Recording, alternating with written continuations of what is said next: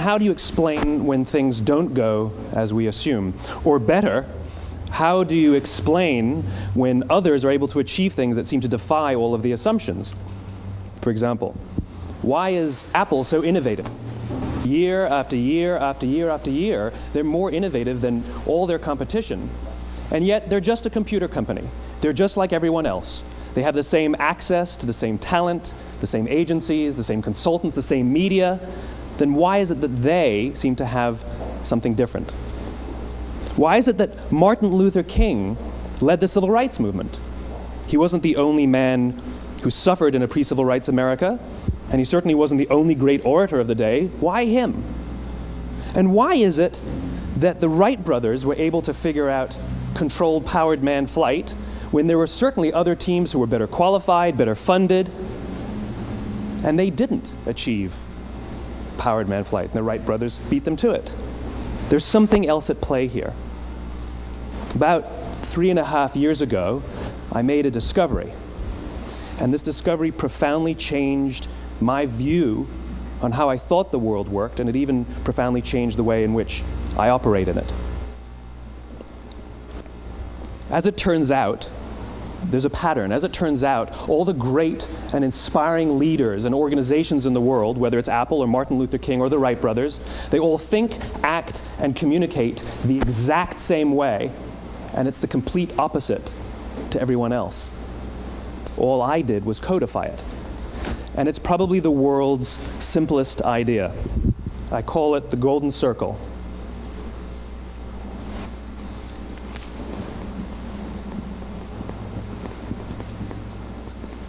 Why, how, what? This little idea explains why some organizations and some leaders are able to inspire where others aren't. Let me define the terms really quickly. Every single person, every single organization on the planet knows what they do, 100%. Some know how they do it, whether you call it your differentiating value proposition or your proprietary process or your USP. But very, very few people or organizations know why they do what they do. And by why, I don't mean to make a profit. That's a result. It's always a result. By why, I mean what's your purpose? What's your cause? What's your belief? Why does your organization exist? Why do you get out of bed in the morning? And why should anyone care? Well, as a result, the way we think, the way we act, the way we communicate is from the outside in. It's obvious. We go from the clearest thing to the fuzziest thing. But the inspired leaders and the inspired organizations, regardless of their size, regardless of their industry, all think, act, and communicate from the inside out. Let me give you an example. I use Apple because they're easy to understand and everybody gets it. If Apple were like everyone else, a marketing message from them might sound like this. We make great computers. They're beautifully designed, simple to use, and user-friendly. Want to buy one? Meh. And that's how most of us communicate. That's how most marketing is done, that's how most sales is done, and that's how most of us communicate interpersonally. We say what we do, we say how we're different or how we're better, and we expect some sort of behavior, a purchase, a vote, something like that. Here's our new law firm. We have the best lawyers with the biggest clients. We have, we always perform for our clients, do business with us. Here's our new car. It gets great gas mileage. It has, leather seats. Buy our car. But it's uninspiring. Here's how Apple actually communicates. Everything we do, we believe in challenging the status quo. We believe in thinking differently. The way we challenge the status quo is by making our products beautifully designed, simple to use, and user-friendly. We just happen to make great computers. Want to buy one? Totally different, right? You're ready to buy a computer from me. All I did was reverse the order of the information. What it proves to us is that people don't buy what you do, people buy why you do it. People don't buy what you do, they buy why you do it. This explains why every single person in this room is perfectly comfortable buying a computer from Apple. But we're also perfectly comfortable buying an MP3 player from Apple, or a phone from Apple, or a DVR from Apple. But as I said before, Apple's just a computer company. There's nothing that distinguishes them structurally from any of their competitors. Their competitors are all equally qualified to make all of these products. In fact, they tried. A few years ago, Gateway came out with flat-screen TVs. They're eminently qualified to make flat-screen TVs. They've been making flat-screen monitors for years. Nobody bought one.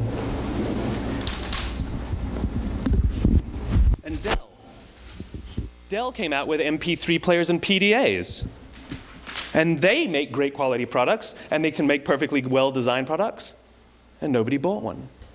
In fact, talking about it now, we can't even imagine buying an MP3 player from Dell. Why would you buy an MP3 player from a computer company? But we do it every day.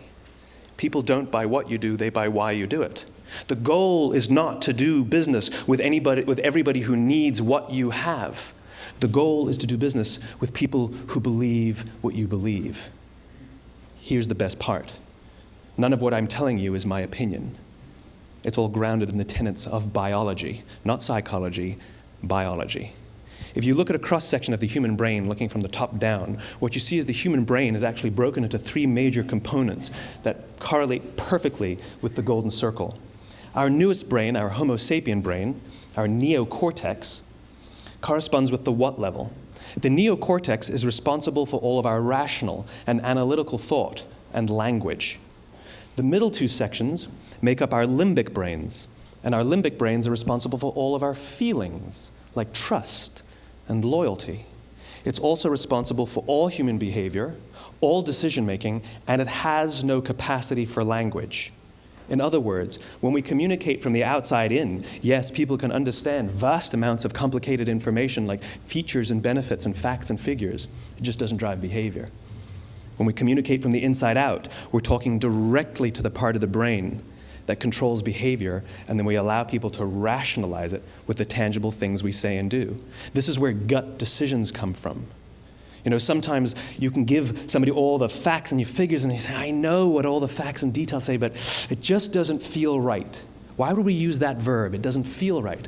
Because the part of the brain that controls decision-making doesn't control language. And the best we can muster up is, I don't know, it just doesn't feel right. Or sometimes you say you're leading with your heart or you're leading with your soul. Well, I hate to break it to you, those aren't other body parts controlling your behavior. It's all happening here in your limbic brain, the part of the brain that controls decision-making and not language. But if you don't know why you do what you do, and people respond to why you do what you do, then how will you ever get people to vote for you or buy something from you, or more importantly, be loyal and want to be a part of what it is that you do? Again, the goal is not just to sell people who need what you have. The goal is to sell to people who believe what you believe. The goal is not just to hire people who need a job. It's to hire people who believe what you believe. I always say that, you know, there's if you hire people just because they can do a job, they'll work for your money. But if you hire people who believe what you believe, they work for you with blood and sweat and tears. And nowhere else is there a better example of this than with the Wright brothers. Most people don't know about Samuel Pierpont Langley. And back in the early 20th century, the pursuit of powered man flight was like the dot-com of the day. Everybody was trying it. And Samuel Pierpont Langley had what we assume to be the recipe for success. I mean, even now, you ask people, why did your product or why did your company fail? And people always give you the same permutation of the same three things. Undercapitalized, the wrong people, bad market conditions. It's always the same three things. So let's explore that. Samuel Pierpont Langley was given $50,000 by the War Department to figure out this flying machine. Money was no problem. He held a seat at Harvard and worked at the Smithsonian and was extremely well connected. He knew all the big minds of the day. He hired the best minds money could find, and the market conditions were fantastic. The New York Times followed him around everywhere, and everyone was rooting for Langley. And how come we've never heard of Samuel Pierpont Langley? A few hundred miles away in Dayton, Ohio, Orville and Wilbur Wright. They had none of what we consider to be the recipe for success. They had no money. They paid for their dream with the proceeds from their bicycle shop. Not a single person on the Wright brothers' team had a college education, not even Orville or Wilbur. And the New York Times followed them around nowhere.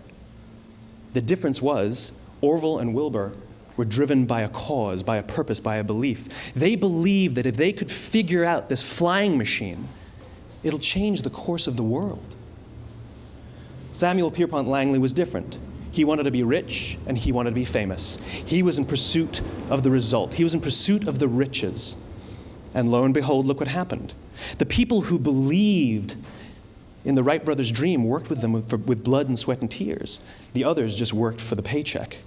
And they tell stories of how every time the Wright brothers went out, they would have to take 5 sets of parts because that's how many times they would crash before they came in for supper. And eventually, on December 17th, 1903, the Wright brothers took flight. And no one was there to even experience it. We found out about it a few days later. And further proof that Langley was motivated by the wrong thing, the day the Wright brothers took flight, he quit. He could have said, "That's an amazing discovery, guys. Now we'll improve upon your technology." But he didn't. He wasn't first. He didn't get rich. He didn't get famous. So he quit. People don't buy what you do, they buy why you do it. And if you talk about what you believe, you will attract those who believe what you believe. Well, why is it important to attract those who believe what you believe? Something called the law of diffusion of innovation. And if you don't know the law, you definitely know the terminology. The first 2.5% of our population are our innovators. The next 13.5% of our population are our early adopters. The next 34% are your early majority, your late majority, and your laggards. The only reason these people buy touch-tone phones is because you can't buy rotary phones anymore. We all sit at various places at various times on the scale, but what the law of diffusion of innovation tells us is that if you want mass market success or mass market acceptance of an idea, you cannot have it until you achieve this tipping point between 15 and 18% market penetration, and then the system tips. And I love asking businesses, what's your conversion on new business? And they love to tell you, oh, it's about 10%, proudly. Well, you can trip over 10% of the customers. We all have about 10% who just get it. That's how we describe them, right? That's like that gut feeling, oh, they just get it. The problem is, how do you find the ones that just get it before you're doing business with them versus the ones who don't get it? So it's this here, this little gap, that you have to close, as Geoffrey Moore calls it, crossing the chasm. Because you see, the early majority will not try something until someone else has tried it first. And these guys, the innovators and the early adopters, they're comfortable making those gut decisions. They're more comfortable making those intuitive decisions that are driven by what they believe about the world, and not just what product is available. These are the people who stood online for 6 hours to buy an iPhone when they first came out, when you could have just walked into the store the next week and bought one off the shelf. These are the people who spent $40,000 on flat-screen TVs when they first came out, even though the technology was substandard. And by the way, they didn't do it because the technology was so great. They did it for themselves. It's because they wanted to be first. People don't buy what you do, they buy why you do it. And what you do simply proves what you believe. In fact, people will do the things that prove what they believe. The reason that person bought the iPhone in the first 6 hours, or stood in line for 6 hours, was because of what they believed about the world and how they wanted everybody to see them. They were first. People don't buy what you do, they buy why you do it. So let me give you a famous example, a famous failure and a famous success of the law of diffusion of innovation. First, the famous failure. It's a commercial example. As we said before a second ago, the recipe for success is money and the right people and the right marketing conditions, right? You should have success then. Look at TiVo. From the time TiVo came out about 8 or 9 years ago to this current day, they are the single highest quality product on the market. Hands down, there is no dispute. They were extremely well funded. Market conditions were fantastic. I mean, we use TiVo as a verb. I TiVo stuff on my piece of junk Time Warner DVR all the time. But TiVo is a commercial failure. They've never made money. And when they went IPO, their stock was at about $30 or $40 and then plummeted, and it's never traded above 10. In fact, I don't think it's even traded above 6, except for a couple of little spikes. Because you see, when TiVo launched their product, they told us all what they had. They said, we have a product that pauses live TV, skips commercials, rewinds live TV, and memorizes your viewing habits without you even asking. And the cynical majority said, we don't believe you, we don't need it, we don't like it, you're scaring us.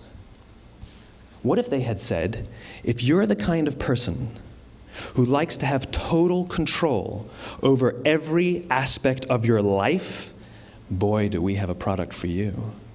It pauses live TV, skips commercials, memorizes your viewing habits, etc., etc. People don't buy what you do, they buy why you do it, and what you do simply serves as the proof of what you believe. Now let me give you a successful example of the law of diffusion of innovation. In the summer of 1963, 250,000 people showed up on the Mall in Washington to hear Dr. King speak. They sent out no invitations, and there was no website to check the date. How do you do that? Well, Dr. King wasn't the only man in America who was a great orator. He wasn't the only man in America who suffered in a pre-civil rights America. In fact, some of his ideas were bad. But he had a gift. He didn't go around telling people what needed to change in America. He went around and told people what he believed. I believe, I believe, I believe, he told people. And people who believed what he believed took his cause and they made it their own, and they told people. And some of those people created structures to get the word out to even more people. And lo and behold, 250,000 people showed up on the right day, on the right time to hear him speak. How many of them showed up for him? 0. They showed up for themselves. It's what they believed about America that got them to travel on a bus for 8 hours to stand in the sun in Washington in the middle of August. It's what they believed, and it wasn't about black versus white. 25% of the audience was white. Dr. King believed that there are 2 types of laws in this world, those that are made by a higher authority and those that are made by man. And not until all the laws that are made by man are consistent with the laws that are made by the higher authority will we live in a just world. It just so happens that the civil rights movement was the perfect thing to help him bring his cause to life. We followed him not for him, but for ourselves. And by the way, he gave the I have a dream speech, not the I have a plan speech. Listen to politicians now with their comprehensive 12-point plans. They're not inspiring anybody. Because there are leaders and there are those who lead. Leaders hold a position of power or authority, but those who lead inspire us. Whether they're individuals or organizations, we follow those who lead not because we have to, but because we want to. We follow those who lead not for them, but for ourselves. And it's those who start with why that have the ability to inspire those around them or find others who inspire them. Thank you very much.